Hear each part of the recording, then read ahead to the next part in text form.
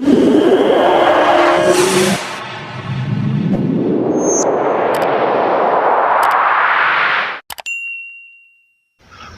باللہ من الشیطان الرجیم، بسم اللہ الرحمن الرحیم۔ دنیا میں آنسو بہانے والوں کے سب آنسوؤں کو جمع کیا جائے تو پھر بھی وہ ان 5 ہستیوں سے کم ہی ہوں گے۔ یعنی دنیا میں اللہ کے 5 ایسے پیارے گزرے ہیں کہ جو بہت زیادہ روئے ہیں۔ سب سے پہلے حضرت آدم علیہ السلام ہے جو کہ جنت کے فراق اور اللہ کی ناراضگی میں روئے۔ دوسرے حضرت نوح علیہ السلام ہے جو اپنی امت کے غم میں روئے۔ تیسری حضرت یحییٰ علیہ السلام مخفی خدا میں۔ حضرت فاطمہ الزہرا اسلام علیہ السلام فراق رسول صلی اللہ علیہ وسلم میں۔ اور حضرت امام زین العابدین واقع کربلا کے بعد اپنے والد گرامی حضرت سیدنا حسین کی پیاس یاد کر کے روتے رہے۔ حضرت سیدنا امام زین العابدین علی بن حسن ولادت 38 ہجری میں مدینہ المنورہ میں ہوئی۔ آپ کے والد بزرگوں حضرت سیدنا امام حسین اپنے والد ماجدہ حضرت سیدنا علی المرتضیٰ سے اظہار عقیدت کے لیے اپنے بچوں کے نام علی رکھتے تھے۔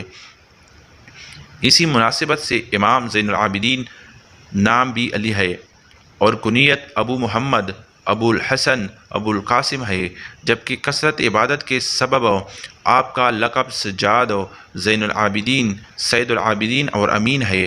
آپ کی والدہ ماجدہ حضرت سیدنا طنا شہرہ بانو فرس کے آخری بادشاہ یزید جرد کی بیٹی تھی۔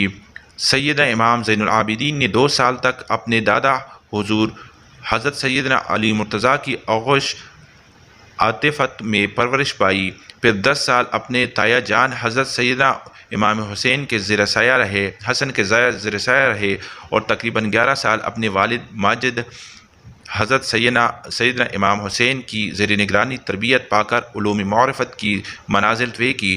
نظیر نگرامی کیا کوئی اس شاگرد کے علم اور عمل میں شک کر سکتا ہے جس کے استاد جنت کے سردار حسنین کرمین اور مولا اعلیٰ شیر خدا ہو۔ آپ کی زندگی کا ایک واقعہ جو روزانہ 5 دفعہ رونما ہوتا تھا وہ یہ تھا کہ آپ جب بھی وضو کرتے تو آپ کا چہرہ انوار زرد ہو جاتا تھا۔ جب کوئی آپ سے پوچھا تو امام زین العابدین فرماتے کہ یا تم نہیں جانتے کس کے سامنے کھڑے ہونے جا رہے ہو۔ تاریخ انسانی کا سب سے پرسوز واقعہ جس میں سیدنا زین العابدین کربلا میں اپنے والد گرامی اور اصحاب کے ساتھ ہونے والے تمام صنعات کے عینی شاہد بنے۔ مشیت الہی کے سبب آپ پر بیماری کے اثرات چائے رہے، جس وجہ سے سیدنا امام حسین نے آپ میدان میں جانے سے منع فرمایا، اور یہی سب تھا کہ یزیدی فوجیوں نے آپ کو شہید کی بجائے اسیر بنایا۔ جب اسیر کربلا گورنر ابن زیاد کے دربار میں پیش ہوئے تو سیدنا امام زین العابدین خطبے کو سن کر ابن زیاد غصے میں آیا اور اس سے چاہا کہ وہ انہیں بھی شہید کر دے، لیکن حضرت زینب سلام اللہ علیہ نے فرمایا میرے جیتے ہی ایسا نہیں ہو سکتا۔ چنانچہ ایک عورت کے قتل اور بغاوت کے ڈر سے ابن زیاد سیدنا زین العابدین کو شہید کرنے سے باز رہا۔ اسی طرح جب حضرت امام زین العابدین خاندان رسالت کی بعصمت خواتین ہمراہ دربار یزید میں داخل کیے گئے تو آپ نے اپنے نانا جان کی طرح شریں زبان میں نہایت فصاحت و بلاغت کے ساتھ خطبہ ارشاد فرمایا، اپنے خاندان کا تعارف کرایا اور نواسۂ رسول امام حسین کی عظمت بیان کی تو یزید کے درباری اور حضرت امام حسین کی شہادت سے ناآشنا افراد دہاڑے مار کر رونے لگے اور ان کی آوازیں بے ساختہ بلند ہونے لگی۔ یہ حال دیکھ کر یزید گھبرا اٹھا کہ کہیں کوئی فتنہ نہ کھڑا ہو جائے۔ اس نے اس کے رد عمل میں فوراً مؤذن کو حکم دیا کہ اذان شروع کر دو تاکہ امام زین العابدین کا خطبہ منقطع ہو جائے۔ اس عظیم سانحے کے بعد آپ 34 سال حیات رہے، لیکن کبھی بھی کسی بھی لمحہ اس سانحے کو بھول نہ پائے۔ روایت ملتی ہے کہ آپ جب بھی پانی پیتے تو اپنے والد گرامی کو یاد کر کے بہت روتے۔ ایک روایت حضرت امام جعفر صادق سے اس طرح منسوب ہے کہ آپ فرماتے کہ زین العابدین رات بھر عبادت کرتے اور دن کو روزہ رکھتے۔ جب افطار کے وقت آپ کو پانی دیا جاتا تو آپ فرماتے کہ میرے بابا اور فرزند رسول کو پیاسا مارا گیا۔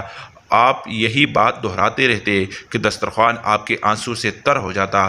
کربلا کے بعد بھی بہت سے واقعات ہوئے، جیسا کہ واقعہ ہرا جس میں یزید کی فوج نے مدینہ پر حملہ کیا، لیکن اس جنگ کے متعلق آپ کی رائے کچھ سازگار نہ تھی، اس لیے امام زین العابدین اپنے خاندان کے ہمراہ مدینہ سے باہر رہے۔ اس کے بعد توابین اور مختار ثقفی کا قیام پذیر ہوا، لیکن جب بھی انہوں نے امام سجاد زین العابدین سے رابطہ کیا تو آپ نے خیر مقدم نہ کیا۔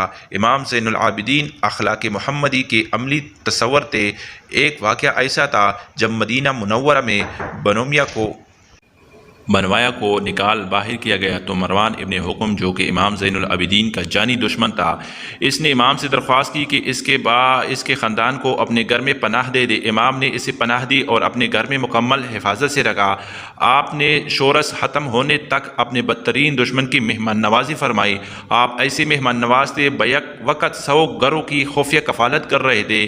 یہ بات تب ظاہر ہوئی جب آپ نے اس دنیا سے فانی سے پردہ فرمایا اور ان لوگوں کے گھروں میں راشن آنا بند ہو گیا۔ علامہ زہری لکھتے ہیں کہ امام زین العابدین ایک رات میں 1000 نوافل ادا کیا کرتے تھے۔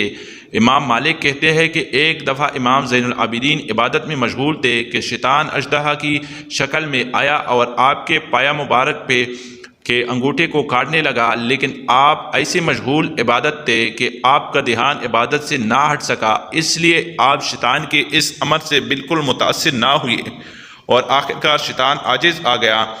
ابن عینہ لکھتے ہیں کہ ایک دفعہ آپ حج پر گئے تو سب لوگ لبیک پکار رہے تھے، لیکن آپ نے لبیک نہ کہا۔ لوگوں کے پوچھنے پر آپ نے فرمانے لگے کہ مجھے ڈر لگتا ہے کہ میں لبیک کہوں، اور اگر مجھے لا لبیک کا جواب مل گیا تو میں کیا کروں گا؟ خیر آپ نے لبیک پکار اور آپ بے ہوش ہو کر اونٹنی سے گر پڑے۔ حجاج بن یوسف کے وقت میں جب آپ دوبارہ اسیر ہوئے اور لوہے کی بھاری زنجیریں باندھ کر آپ کو قید کیا گیا اور پیرادار متعین کر دیے گئے، امام زہری فرماتے ہیں کہ میں جب امام زین العابدین کو قید میں ملنے گیا تو میں آپ کو دیکھ کر رو پڑا، کہنے لگا کہ میری تمنا یہی ہے کہ میں آپ کی جگہ ہوتا اور یہ مصائب میں برداشت کرتا۔ اس پر امام زین العابدین نے فرمایا کہ کیا تجھے یہ گمان ہے کہ اس قید و بندش سے مجھے کرب و بے چینی ہے؟ حقیقت یہ ہے کہ اگر میں چاہوں تو اس میں سے کچھ بھی نہ رہے، مگر اس میں اجر ہے اور تذکر ہے اور عذاب الہی عز و جل کی یاد ہے۔ یہ فرما کر بیڑیوں میں سے پاؤں اور ہتھکڑیوں میں سے ہاتھ نکال دیے۔ یہ اختیارات ہے جو اللہ تبارک تعالیٰ کی طرف سے انہیں عطا فرمائے گئے، اور وہ صبر و رضا ہے، اور اپنے وجوہ اور آسائش وجوہ گھر-بار مال متاع سب سے رضا الہی عز و جل کے لیے ہاتھ اٹھا لیتے ہیں اور اس میں کسی چیز کی پرواہ نہیں کرتے۔